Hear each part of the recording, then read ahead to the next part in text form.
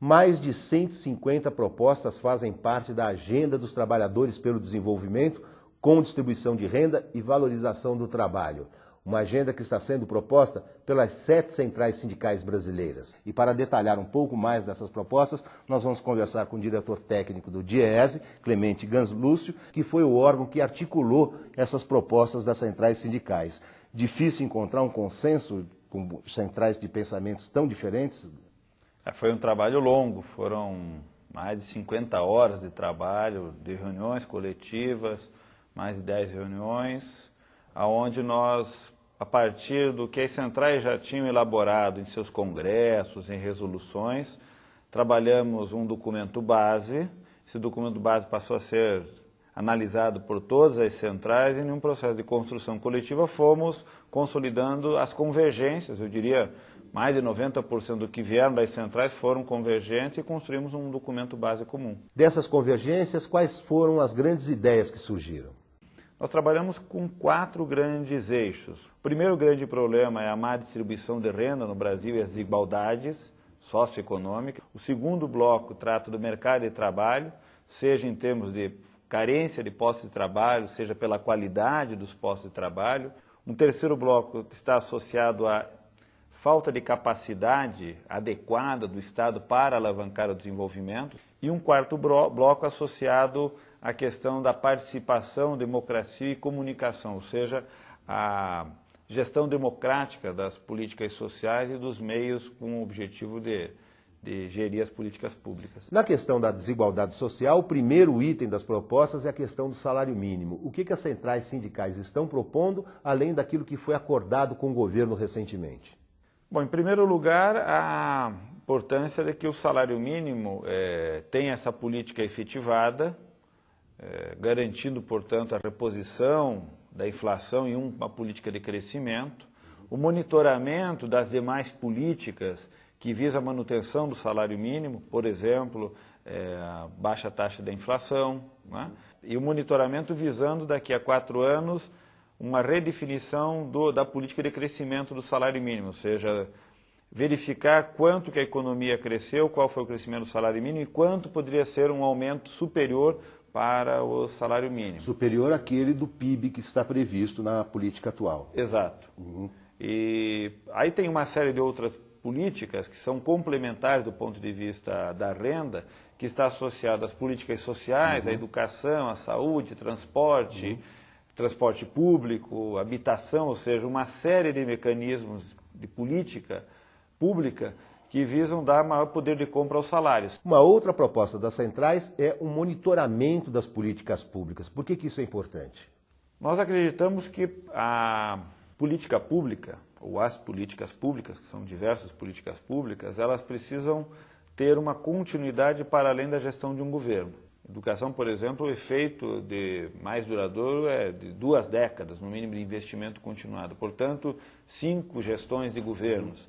Portanto, manter essa política ao longo do tempo exige, por um lado, mecanismos que garantam que governos, se alterando, mantenham a política. Um dos mecanismos que nós acreditamos que tem uma eficácia é quando a sociedade tem capacidade de atuar na fiscalização, no gerenciamento, no monitoramento da própria política, seja pelos resultados, seja garantindo que os recursos necessários para a execução da política também sejam viabilizados, desde o orçamento quanto na aplicação efetiva do recurso. A Previdência Social também é colocada nesse item da questão da distribuição de renda como uma questão importante. No momento em que o governo estuda aí mudanças na Previdência, qual é o sentido em que o documento das centrais aponta? Por um lado, ela aponta no sentido de preservar aquilo que a Constituição de 88 definiu, que é uma integração entre a Previdência e a assistência social. Muitos trabalhadores, milhões de trabalhadores, acessam não a Previdência, mas o benefício de uma assistência porque, após completar a idade de acesso à Previdência, não conseguem ter um tempo de contribuição suficiente para acessarem a Previdência. Portanto, eles não se aposentam, mas passam a ter o acesso a um benefício. E esse benefício hoje é correspondente, no mínimo, ao valor do salário mínimo. Então, manter o salário mínimo como referência, garantir a esses trabalhadores essa proteção social, ela é fundamental. E garantir para os trabalhadores da ativa uma política de manutenção do valor real das aposentadorias. E nós temos também um grande desafio, que é para o contingente de quase metade da força de trabalho que está fora da proteção social. Quase 30 milhões de pessoas. Quase 30 milhões de pessoas que, na grande maioria, não contribui, ou quando contribui, contribui de forma muito irregular, e que, no geral, vai acessar ao direito somente através da assistência e não através da previdência, apesar de ter toda uma vida de trabalho, ou seja, trabalhar ao longo de 30, 40 anos. As pessoas não contribuem não é porque não querem, é porque o mercado de trabalho impõe a elas essa condição.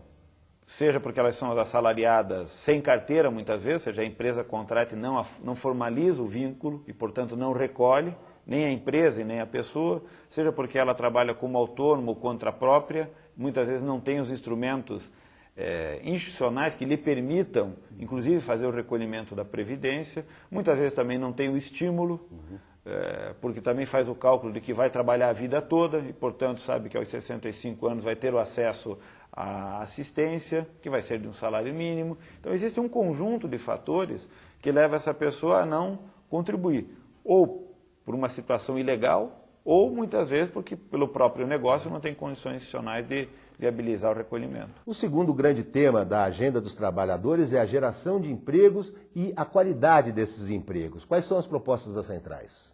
Uma referência é aquilo que a OIT define como trabalho decente, em condições de saúde e segurança adequada, com salário digno, em jornada adequada, sem horas extras e com uma proteção social ampla na educação, na saúde, na previdência.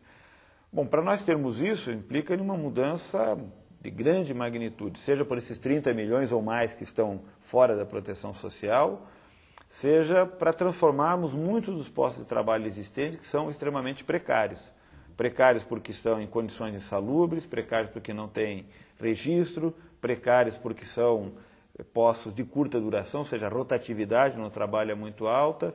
As propostas todas giram no sentido de gerar empregos com qualidade ou de políticas que qualifiquem o trabalhador para aquele posto de trabalho, seja em termos de educação profissional, seja em termos de elevação da escolaridade, seja muitas vezes no sentido de propiciar, inclusive, retardar o ingresso do jovem no mercado de trabalho. Uma política pública importante é de valorizar a dimensão educacional, ou seja, o jovem tem que estar prioritariamente na escola, estudando, se preparando para a vida no trabalho e não vir aos 16, 17 anos já pressionar o mercado de trabalho, muitas vezes saindo, inclusive, da escola. Agora, uma